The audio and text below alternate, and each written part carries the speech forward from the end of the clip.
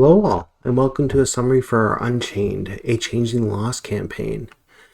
So, it's been a while. So as we recollected our thoughts and zoomed in the middle of the night, Tig entertained Jason as he went to examine the statue that was causing issues connected to the moon somehow. Looking into it, he was able to glean a little bit, but was uncertain of its full nature, and asked Tig if he could bring others, someone more expert in this kind of thing, to deal with this. Tig agreed, and with that, he went back, coming again later the next day, but we'll get into that in a second. Meanwhile, the others had made it to the Motley house, doing some preparations and getting some rest.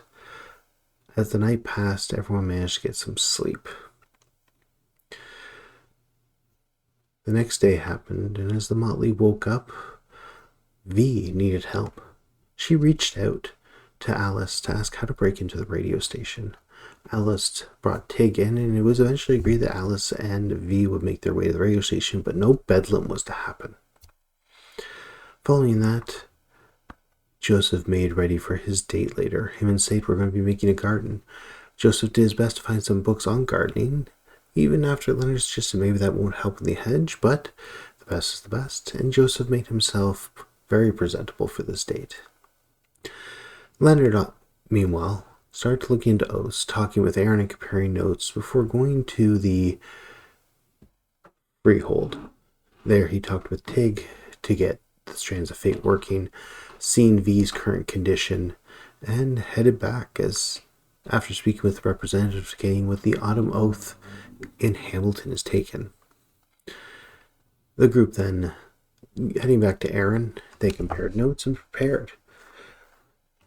Later in the afternoon, Lorna showed up, trying to find some common ground, wanting to bury the hatchet personally, and looking for things she could bring back to those she's discovered from her old freehold, to try and convince them that coexistence is a possibility, or at least where to draw the line. Leonard answered her questions and left her with his contact information plus Aaron's. Meanwhile, Tig dealt with the other werewolves arriving. A rather rude one named Alan closed himself off and began to look into it, but more on that later. Joseph and Sade, out entering the hedge, Sade had prepared a small hollow for them to start their garden in. She just needed seeds, so her and Joseph went on a journey. On the way they found Koff, a very damaged clarity changeling who seemed very confused. Joseph did what they did to restore some of their clarity and the condition, causing them to think they were in a store. And they continued on. They found the hollow of Claude, the guardian of one of the goblin markets. He was furious someone had found where he lives, and the group quickly left, looking for another place to find seeds for goblin fruit. Meanwhile, Alice met with V across the street. V was very excited, but Alice had a long conversation with her discussing how dangerous creating these mantles can be. V did her best to take this in and take the advice about not unleashing bedlam. But that didn't stop her